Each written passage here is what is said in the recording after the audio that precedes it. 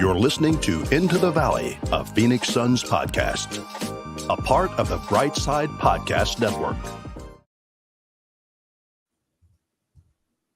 Hello, everybody. Welcome into the Valley. I am Ethan Shutt, joined as always by Philip Russell and Ryan Shutt, and we are here to put a little bow on the season, if you will, wrap things up nice and neat, and do our best to maybe I don't want to speak for the group, but maybe put away our recency bias or our yesterday goggles and look at things from the big picture. Maybe that's me trying to force some optimism and perspective into the group.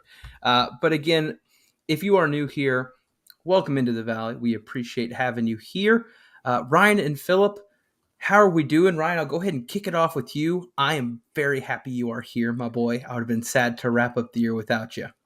Thank you. I almost laughed because every time you say joined as always by Ryan and Philip, I'm like, oh, that's awfully generous because I travel for work a lot. But I do appreciate that you guys keep my seat open and keep my spot saved at the table. I love you, boys.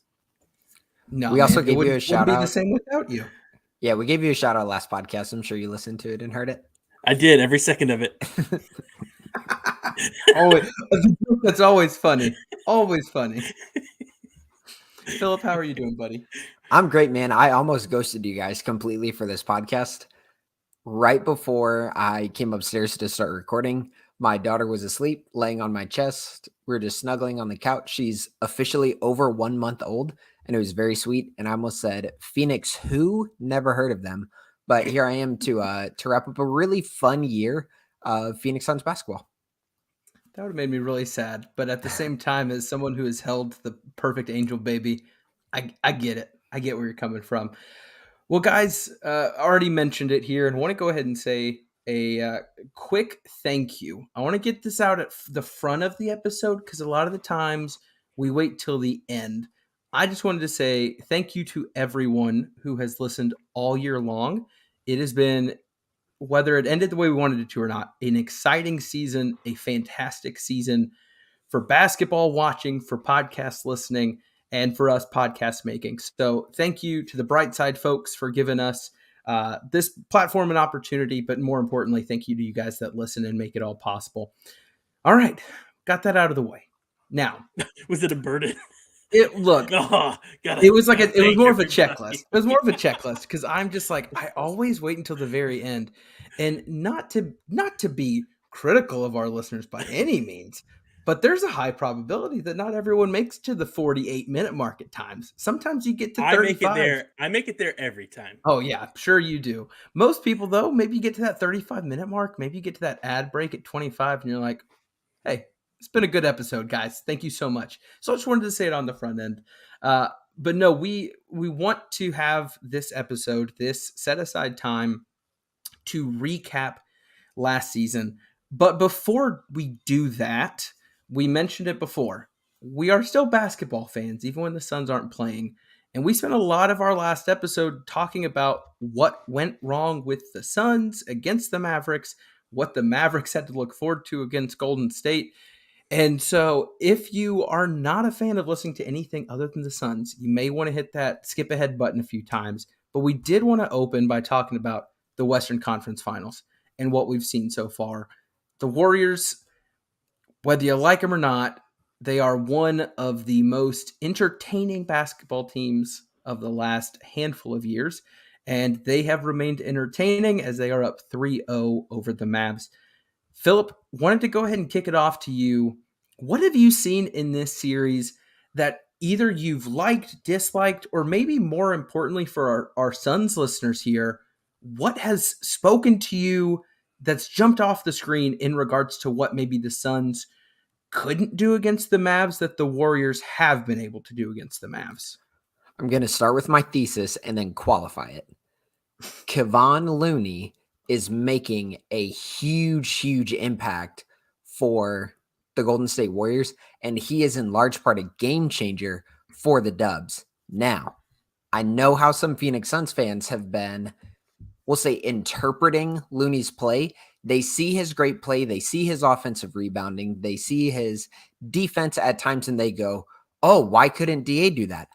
I'm glad you asked that, even though most of you are asking that sarcastically on Twitter, because their offense is so much better than the Phoenix Suns. So much better. And specifically, the Warriors offense is so much better for a big man. If you watch the Warriors offense, there is so much movement off the ball. So much movement off the ball that there are multiple pin downs and guys coming around screens and guys running along the baseline.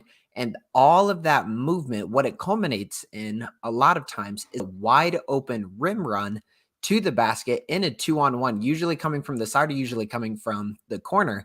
DeAndre Ayton doesn't get that in the Phoenix Suns offense. Very rarely does DeAndre Ayton get that in the Phoenix Suns offense. So because of that, DeAndre Ayton is asked to do more skilled things on the offensive end a lot of times than Looney has this particular series. So all that to say, it's just a bad comparison. We can say Looney is having a really good series against the Dallas Mavericks without saying that necessarily implicates DA, because the offenses function so differently. And you can think of it primarily as Looney is doing a lot of his damage off ball. DeAndre Ayton's coming to the ball primarily to set those screens in the Phoenix Suns offense. We had a comment in the YouTube section. I think I know the answer. Who are you guys rooting for? And we'll take a step out of the Western Conference here, maybe just for the rest of the playoffs. I think we're all for the Warriors to beat the Mavs. Is that a quick yes across the board? Head shakes. All right. So all in agreement here. We do not want the Mavs to go to the NBA Finals. Some of that, for me, is a clearly petty reason. Part of it, too, is I want an entertaining NBA Finals. And for that reason, for the Mavs, I am out. Suck it, Mark Cuban. But big picture, NBA Finals. Ryan, I'll start with you. Now, obviously, it would be shocking to hear the Mavs. But out of the 4 teams left in the playoffs, who are you rooting for? I think I've mentioned on this podcast maybe in the past. I probably was before our Brightside days, though. Dwayne Wade is my personal favorite basketball player of all time. He came along at a really pinnacle part of my coming into loving the NBA. So I have a very big soft spot in my heart for the Heat. So I'm very much enjoying this Heat ride as outside of the Suns bubble, they've been the team I've been keeping up with and will continue to keep up with. So I'm very much on the Heat train moving forward and hoping that they are able to hang in there and get it done. Philip, what about you? The Heat are getting smacked right now. It's 7-0 a couple minutes into the game. We're recording on... We're calling it now. Game. Yeah, call game. We're recording late on Monday, for those of you who might be listening on Tuesday or Wednesday from Apple Podcasts or Spotify. I love the Warriors. Specifically, watching the Warriors play basketball is awesome. Their defense is on a string. Their offense is Spursian, if you will, from when we were younger and watching those Spurs teams with the ball movement and the player movement. There's a lot of stuff happening off ball where you can't watch a possession one time and get the full picture of what happened. If you're trying to understand the offense, you're having to watch possessions over and over and over again. And I like that. I was listening to Russillo and Simmons earlier today, and I loved what Russillo said. He said, how are you an isolation-heavy player? You look at what the Warriors do with all of this ball movement, all of their relocations, all of the favorable matchups they get, and then you just go, nah, I'm good. I love it. I love what the Warriors do. I am personally rooting for the Warriors and the Celtics to match up. I think the Celtics' ability to switch on defense paired with the Warriors' ball movement and how both of those teams can go fairly small would make for a really interesting NBA Finals, and I would love it. I would also love for Steph Curry to get a Finals MVP. I think he's great. It is crazy that hasn't happened, and that the part of the reason is because Andre Iguodala exists. But yes, I'm for the C's. I like Boston a lot. I think their story has been a really cool one this season. How they started, the hole they dug themselves, a first year coach with a young, talented group of guys who they're not quite. We look at the Suns. The Suns had a lot of guys playing their first ever Game 7. And then you look at the Celtics, who are all like 25 and under. They're in like their 7th Game 7 in their career.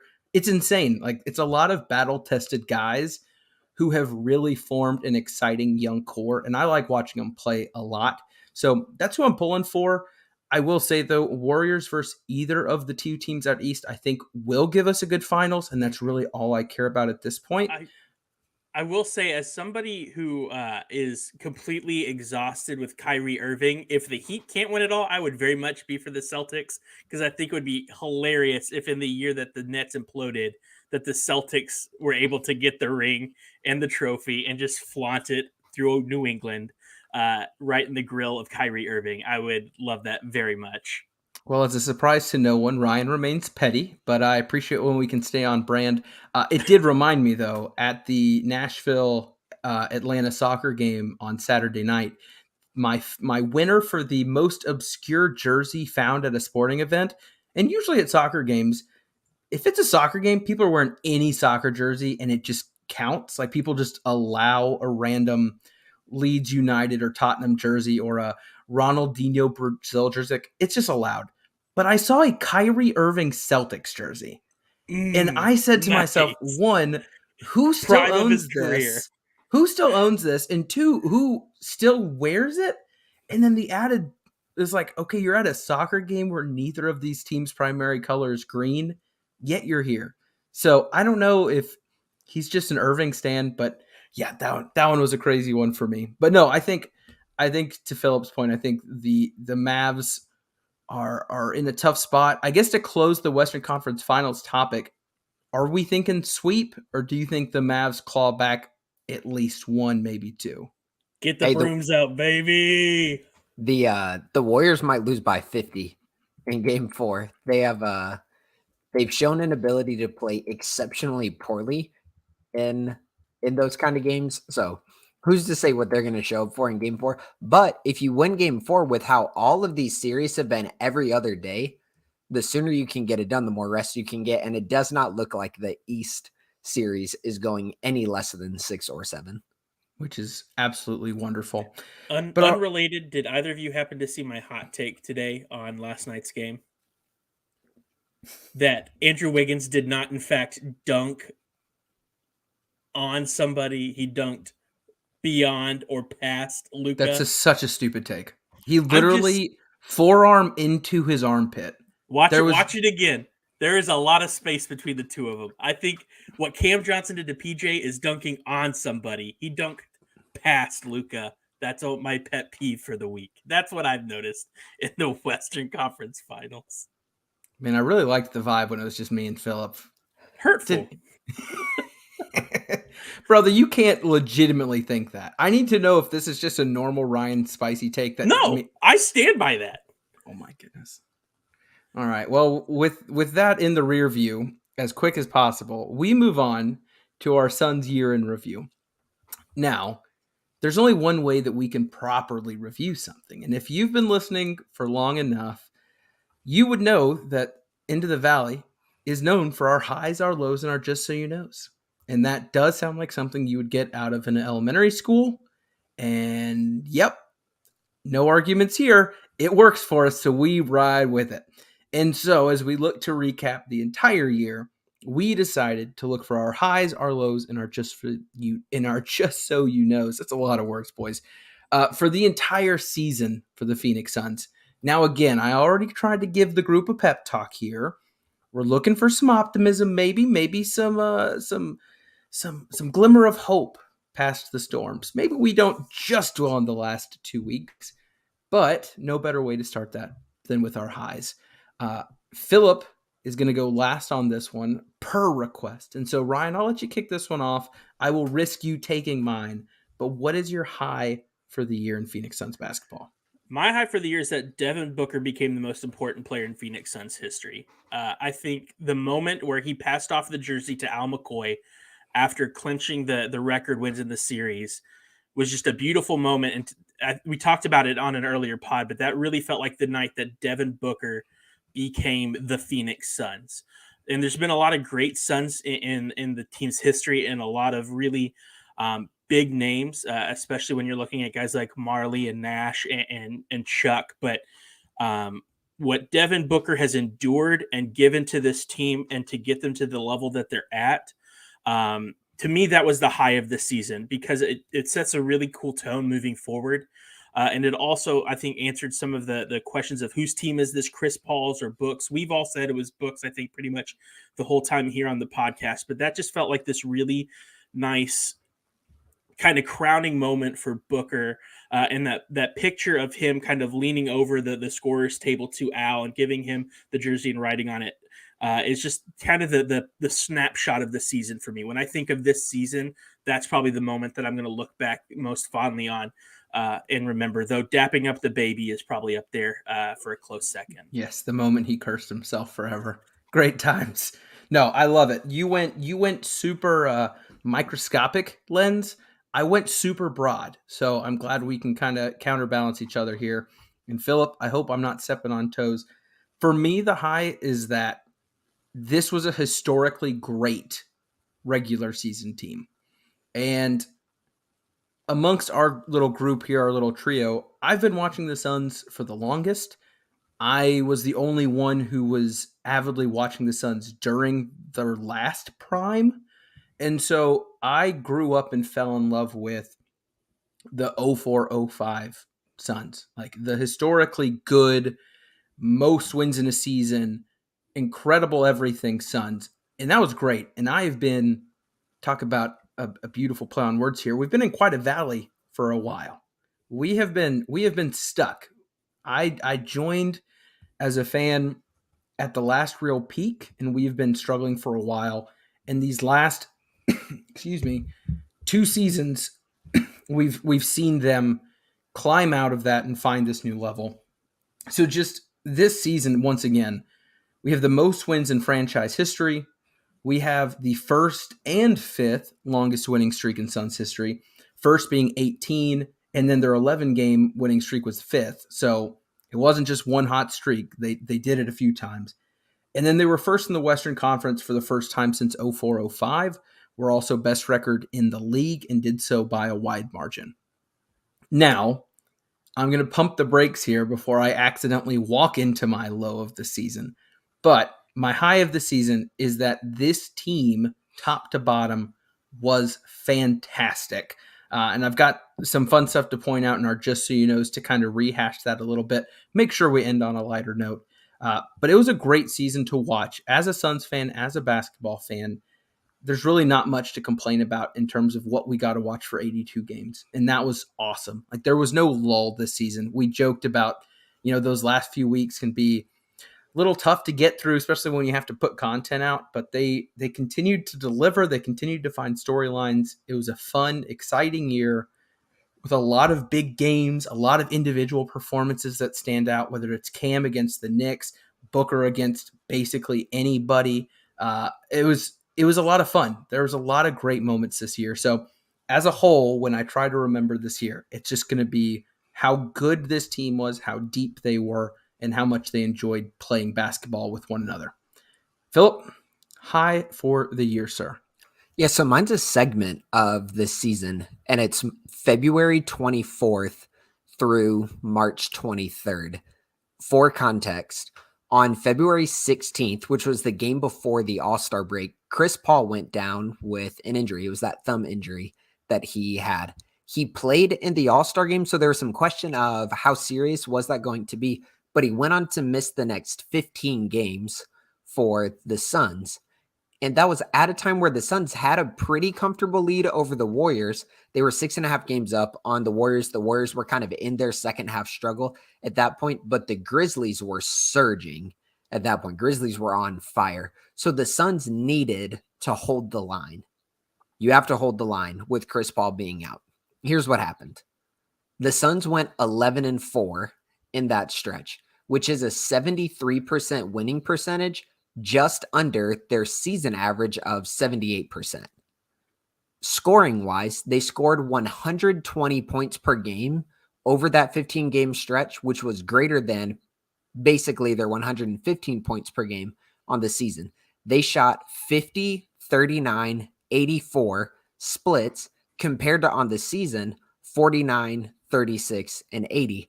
They shot more three-pointers and more free throws and shot better from the three-point line and better from the free throw line. They had 28.7 assists per game during that stretch compared to 27.4 assists per game. They had fewer turnovers. They had a better net rating. When you look at all the advanced stats, they were just better offensively during that stretch. 7 players in that stretch averaged double figures. 6 of those players averaged double figures while playing more than half of those 15 games. And then here's what I loved about this stretch. Devin Booker, Cam Johnson for the few games that he played, DeAndre Ayton, Mikal Bridges, Cam Payne, Jay Crowder, Landry Shamet, and Aaron Holiday all averaged more offensive production in those 15 games than they did the rest of the season. Here's why it mattered. Those weren't just games without CP3. Booker missed 4 games in that same stretch. Cam Johnson missed 10 games. Cam Payne missed another 4 games. That was a stretch in the season where the Suns were on that historic pace that Ethan was just talking about. It could have fallen apart. And instead of talking about a historically great Phoenix Suns team, we're talking about a pretty good Phoenix Suns team.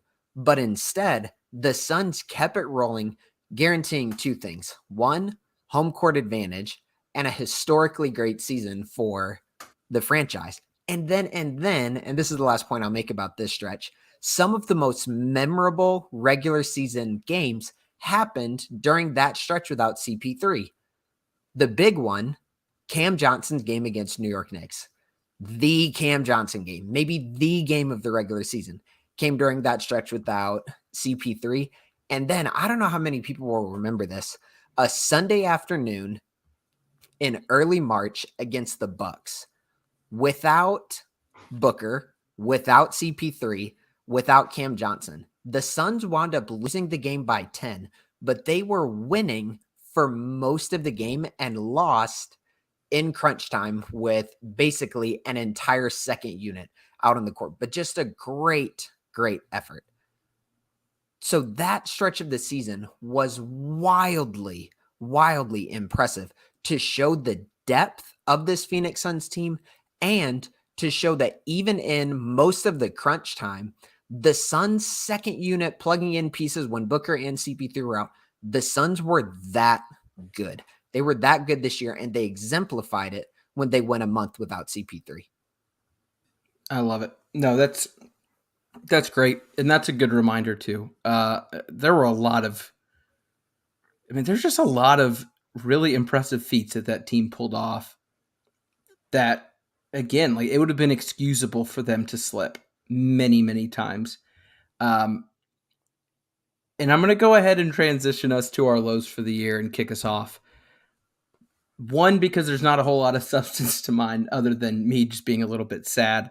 But we talk about all of the highs for this year, a historically good team, a culture shift, if you will, in terms of the face of the franchise kind of coming into view, this guy reaching this next level, and how they continued to push past adversity all year long, which you could easily in your mind kind of translate to what will this team look like in the playoffs, right? Like what happens when someone goes down? What happens if things get a little rocky? Like you've got your depth, you've got these guys that can step up. We've seen it all year. My low for the year is that a historically great regular season ended with a historically disappointing end to the playoffs. And you can, I'll be honest, the hyperbole, the exaggeration, you just want to be like one of the most embarrassing whatevers. Look, you can find worse. There's other teams that have had bigger disappointments. The Mavericks actually being the last one, who actually they finished first in the Western Conference and then lost in the first round. They were the first. They got. I think it was in 6. I think the Mavs lost in 6. It was an Avery Johnson team. Like you could have that. We didn't have that. Like we made it to the second round. We lost in 7. It is disappointing. There are other teams who also, I think the Spurs being one of them, first overall, better wins than the Suns did. They lost in the second round. Like there's not a historical precedent to make some sweeping, exaggerated, like biggest disappointment in NBA history, what have you here. But at the end of the day, it was a pretty big disappointment if you're throwing them in like the top 5 or 10 for the year. And so before I let you guys take over your lows here, I wanted to have this one point to make myself feel better. And if nothing else, maybe tease some of our stuff for the summer. The last team that I think you could describe as a massive disappointment in how things ended are a certain team in the years 2015 to the years 2016. That team had the most wins in NBA regular season history. And Philip, I know you watched almost every one of them. Who was that team? That would be the Warriors, who blew a 3-1 lead. That was the Golden State Warriors in 2015-2016, finishing a regular season 73-9 before making it to the finals, getting a 3-1 lead, and blowing it to the LeBron James and co. Cavs. I say that for this and only this, and then we can move on. That team did not come back the next year and say, hey, let's just do this again. We believe that we can get this done. They went out and got Kevin Durant. I'm not saying the Suns need to go get Kevin Durant specifically. But what I am saying is there could be some precedent to say even the greatest team, and honestly, those Warriors, I know the KD Warriors were up a level, but that team was being discussed as potentially the best team in NBA history, along with the Bulls. And some may argue they were the best. That team lost in the finals.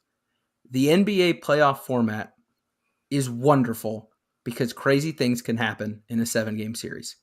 Unfortunately for the Suns, it didn't work in our favor this year. Might have been the odds-on favorite to win at many, many times, including going into the playoffs. But at the end of the day, basketball happens. It's a make-or-miss league, as they say. And in Game 7, the Mavs made everything, and the Suns kind of showed up. Right? It is what it is. But all I'm saying is I don't think the low for this year is going to mean a low for next year just because things ended poorly, right? I trust that things will happen. I trust that changes will be made. Wink, wink. We can talk about it during the summer. But I'm hopeful. I am hopeful that a team that was this good with this many young pieces who genuinely enjoy playing together will have more bright moments ahead. I'm not going to hop on the Bill Simmons, the Windows over train. I think that's stupid. But as we look at this year all by itself, in a vacuum here, it was a disappointing ending and one that I don't think any of us predicted. And that's Suns fans as a whole, NBA writers as a whole.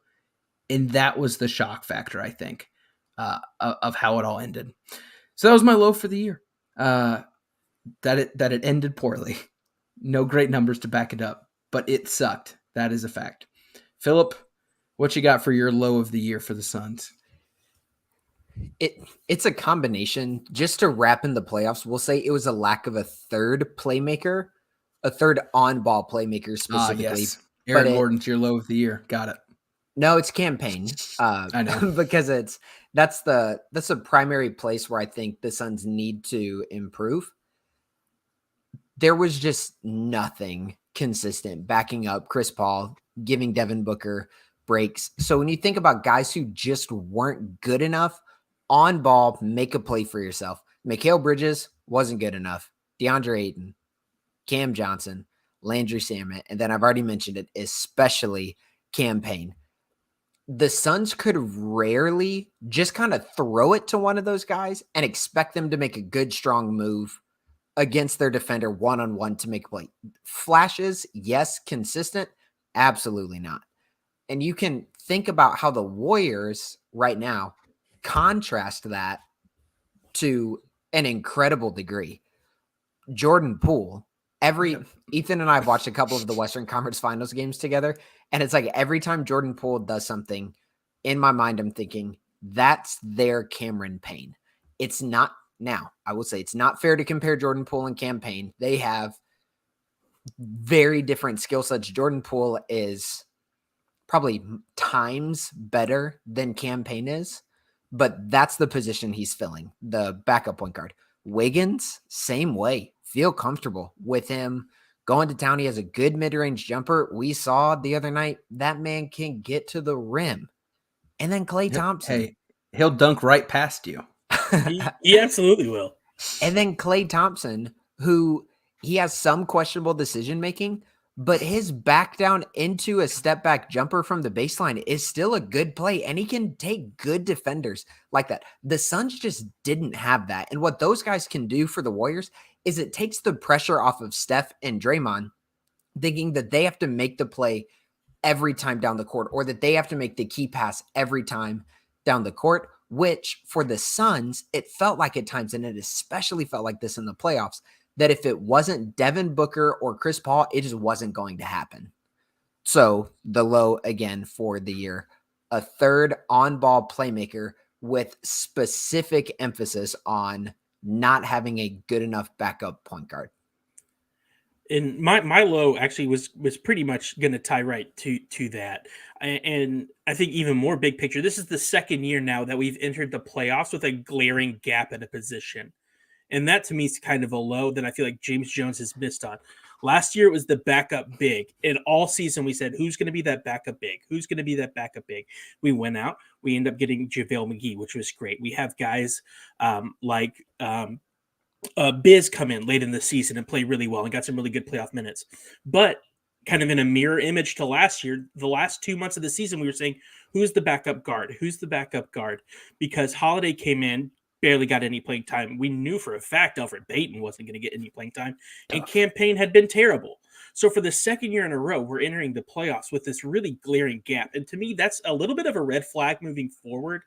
And I think, people on Twitter and Suns Twitter all year were calling for an Eric Gordon signing and things like that. So we all saw writings on the wall. We didn't know how it would be filled, and it ended up not being filled. But my honorable mentions, just because Philip, I think, did a nice job kind of covering that as it pertains to this year. I don't like the way Frank Kaminsky was cut that late in the year. That to me was just a kind of a morale low. And DA's implosion the last 2 weeks has been a low for this season. Most of the season I spent thinking that he was going to be a layup for a big contract, and he has seemed to have shot himself in the foot. If the rumors that are coming out about him giving up on the team have any truth to them, that is a historic implosion over a 2 or 3 week span. I mean, I think he's still going to get a big contract if that makes your prediction feel any better. It just might whether not or be not. I was going to say whether or not it's with us is the question. But that has been a low to me too, because I did not have that on my son's bingo board that DeAndre Ayton, quote unquote, could have given up on the team. But that's kind of where I'm at. The glaring gap going into the playoffs, and then my boy Frank getting done a little bit dirty, and then DA giving up. I think you made a really good point. And Philip, I want to ask you a question. It seems like I'm in agreement with Ryan. Last year, we knew the weak point, and we saw it get exposed in the finals. We assessed a weak point going into this year's playoffs, and it came to bite us once again. Now, I think it's unfair to think that every team can feel super confident at every point. So if you look like at a Warriors team, maybe their fans going into the playoffs are like, we don't have a big that can compete with the big, strong Jokic, Giannis, Ayton, whoever, right? And then they end up seeing not like the bigs, but that they've got guys that they can rely on, like a Moody or a Looney. Oh, that was fun and cute. Even dudes like Kuminga who aren't their bigs, but still dudes that can play a role, step up.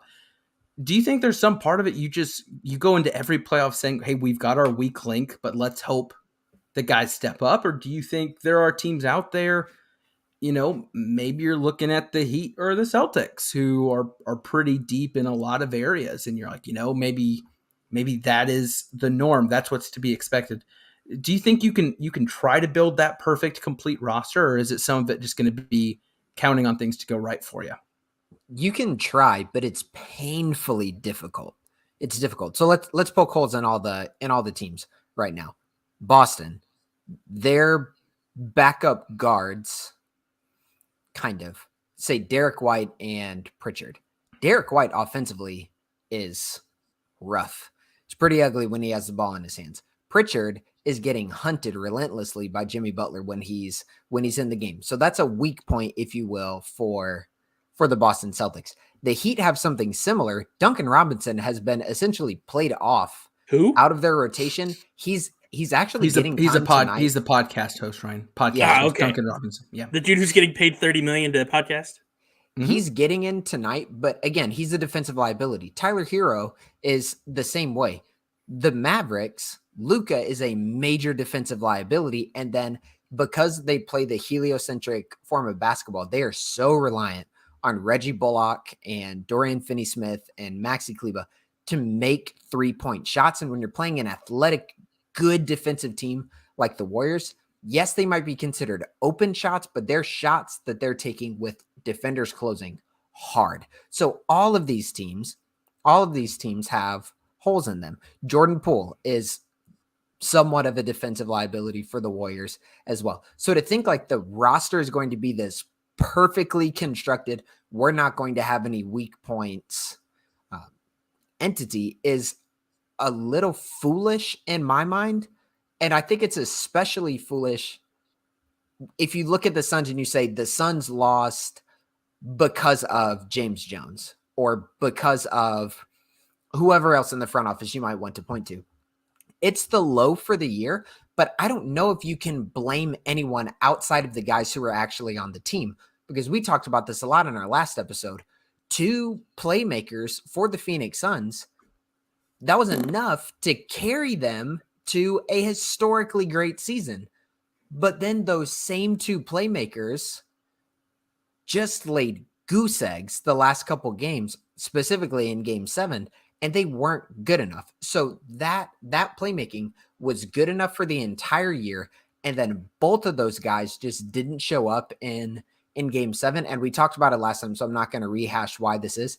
The Suns can't survive bad games from both of those guys as the roster is currently constructed, but they did survive with those 2 primary playmakers for an entire 2-season run that included an NBA Finals run and 2 of the best seasons in franchise history. Yeah, and I don't think, Ryan, just to make sure, I don't think you were saying we lost because of James Jones. I just thought it was an interesting kind of thought exercise of saying teams have holes. What can you do or what can't you do? But no, I think that was a really good call out because I kind of hadn't even connected last season to this season, but I thought that was a really good point. So let's move past our lows here. We move to our Just So You Knows, the part of the show that can go really any direction. It birthed Cam Johnson Thursdays. It birthed people getting snowed in at an IKEA in somewhere. Ryan, where was that one? You expect me to remember that, dude? I'm week by week, baby. You're right. I'm sorry. Ryan's our contract podcaster here. He gets his notes and he comes back the next week. But no, we've had some fun Just So You Know, some weird Just So You Knows. In trying to think of one for the year was a bit tough, but I'm going to go ahead and start because I think mine is pretty broad. It'll kind of keep things open for you guys moving forward. But my Just So You Know for the year was that as you look at this team's historical greatness, whether it's franchise specific or records as a whole, I think a lot of the times it is because of other teams, maybe because of one person. Maybe you look at the Cavs and you say, look what LeBron did, right? I think what was so cool this season for me was that we talked about it as people that watched the Suns. We knew how important so many people were. Not just players, but coaches as well. And I did some research, and I could have done more, but it's the off season. Let's be real here. Here is something that I thought was very interesting about the end of the year awards. So here's how a Sun, at least one Sun, fared in the end of the season awards. So in the MVP race, we had the 4th highest vote getter. In the Defensive Player of the Year race, we had the 2nd highest vote getter. In the 6th Man of the Year, we had the 3rd highest vote getter. Coach of the Year, we had the winner, 1st place. Executive of the Year actually had 4th place. So that is MVP, Defensive Player of the Year, 6th Man, Coach of the Year, and Executive of the Year. The Suns had someone in the top 5, including a winner. That to me screams, this is a very complete team that was not just relying on one guy, but an entire team that was well coached, well put together, and had a great showing on the court. And that was cool for me. Because, yeah, like Book coming 4th, no, he wasn't going to win the thing. But the fact that after the big 3, he's the guy that comes next, that's great. You know, Tatum and Doncic were 5'6", and you see the value they bring. We saw Cam Johnson on an awards ballot. Who would have expected that when he got drafted? And everyone was roasting James Jones and the whole team, and poor Cam Johnson getting roasted by everyone except for Kobe White, who was excited for him. Like, that's awesome. Mikal Bridges, we talked about how much we wanted to see him on an all-defense team. He's first team all-defense in the NBA and came 2nd place in an award that I think could have easily turned and had him come in first. That's awesome. And then the cherry on top for me, Coach of the Year Monty Williams getting the credit he deserved from last season. And the fact that he had such an incredible improvement over the incredible improvement from last year that he still got the recognition he deserved. That's great. We didn't have anyone receiving votes for Rookie of the Year. Very obvious reasons on that one. And then Most Improved Player. I'm surprised that we didn't get any votes anywhere. But at the same time, if anything, it just gives me the next point of saying we saw so many big steps from so many of the young guys to allow themselves to be on those other ballots.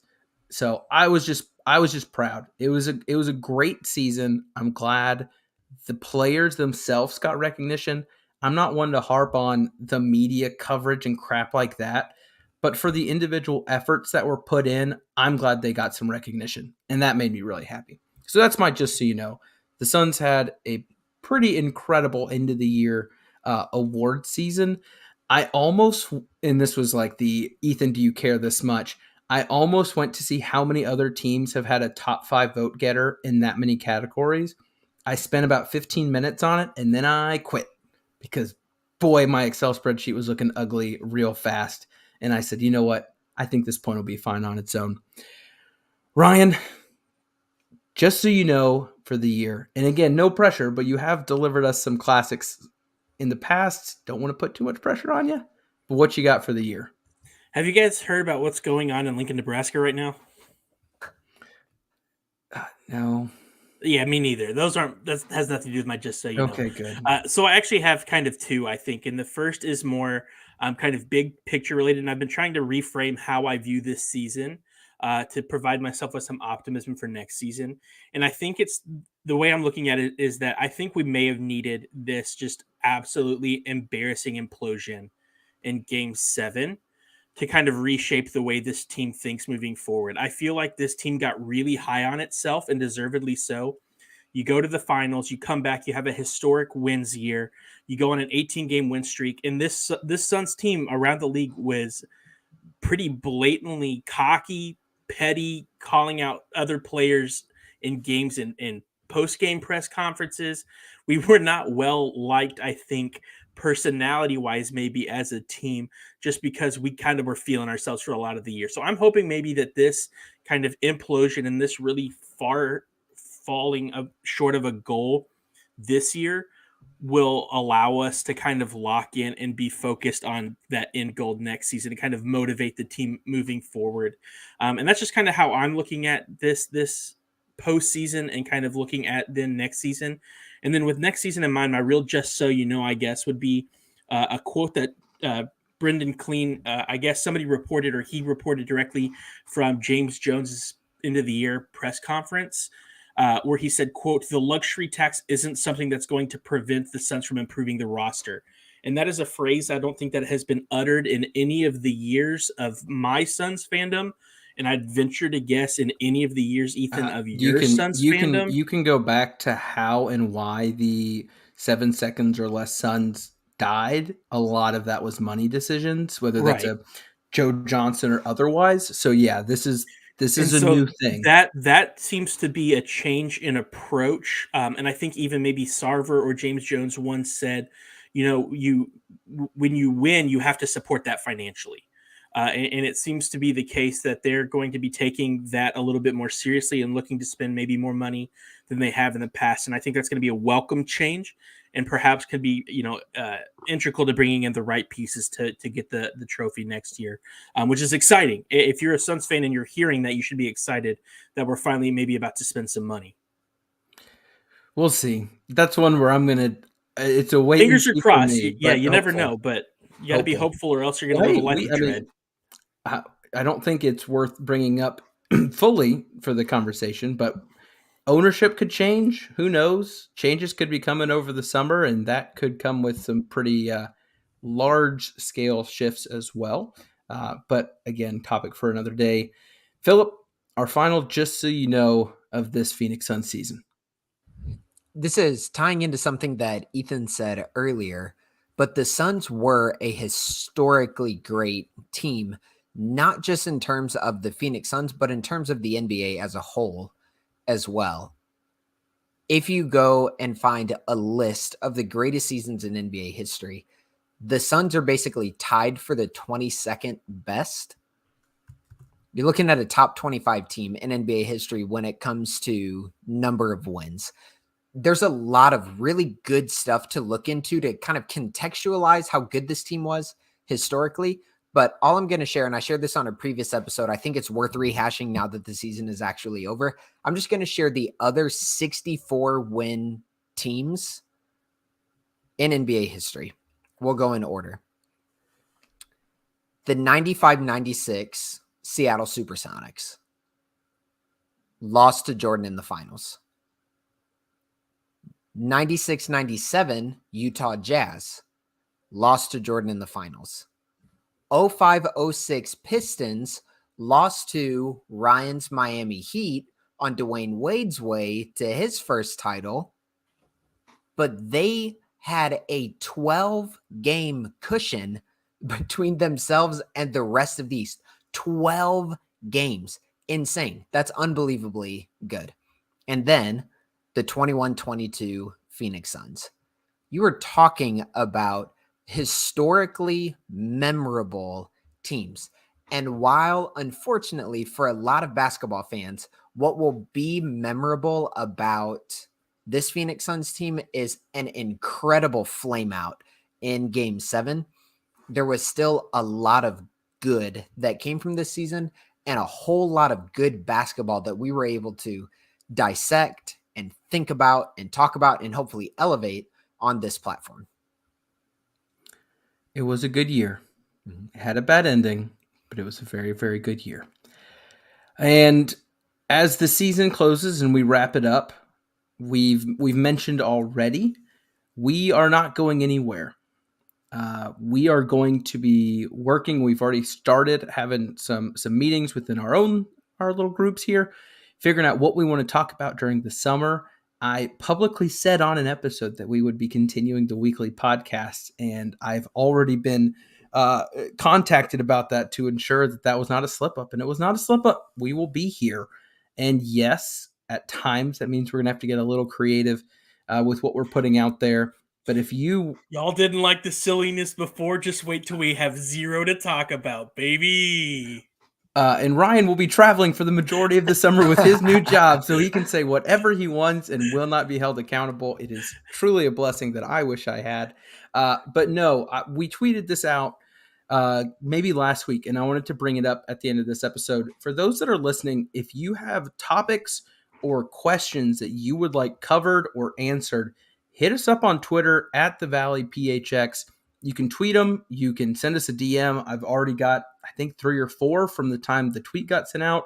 We are going to be taking those and either integrating those in the topics and the content we have scheduled, or putting them together for mailbags where we kind of just want to go over a lot of what's coming in. And those are good because, the topics of June, July may be different than August, September, as different times of the year come and go.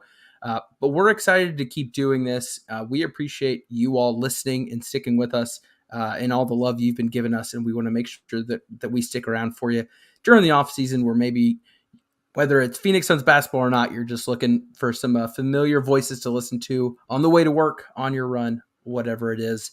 So thank you guys. Thank you for the folks at Brightside. Thank you for everyone that's listening. Ryan, Philip, one last thing before we close our year in review. Go, son. Philip?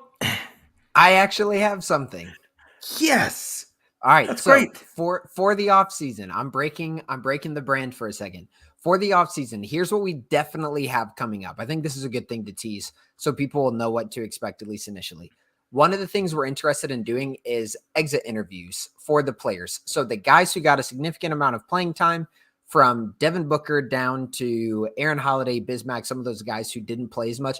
We want to do exit interviews and kind of think through highs, lows, just so you know, from each of the guys who played a significant chunk of the season. And then going into the offseason, we currently have 5 questions that we're very interested in answering.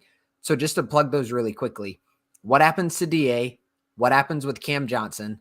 Ethan just brought this up. What happens with Sarver? What can the Suns do with their expiring and mid-level contracts? Think Dario, Campaign, Jay Crowder. And then how did the Suns address the backup point guard spot? So while the live basketball and talks of Spain pick and rolls and double drags and pin downs and blitzes and drops, etc. is over, there's still a lot of good stuff for us to talk about. And you'll find it right here on Spotify, Apple, YouTube, or wherever you get your podcast. And just for clarification, for liability purposes, these exit interviews will not be conducted with the players. Do not say, hey, y'all said you were going to have interviews. This is just us talking through their exit, just in case anybody gets the wrong idea. I would hope that they didn't, but just in case, now our butts are nice and covered. Before we go, wanted to give one Into the Valley shout out to David Nash, our first and at this point only guest on the podcast. He is wrapping up his newsletter, The 4-Point Play. That thing has been, I almost said religious reading, but I felt like I didn't want to get smited from above. That thing has been a must read for me since it has come out. I don't know if I've missed one, even silly ones about free agent targets that I knew we would never get. I still enjoyed reading it because I enjoy the work that goes into putting out content like that. I know how much work we put into doing stuff like this. I cannot imagine all the extra effort writing it down and making sure you don't purposely sound like an idiot, which is what we do on here all the time. So David, if you are listening, thank you for all the work you've done for Suns fans. I know I've learned a lot from your work. I think all of us would say the same thing. And with that, for Philip and Ryan, I'm Ethan. This is Into the Valley, a Phoenix Suns podcast. We out.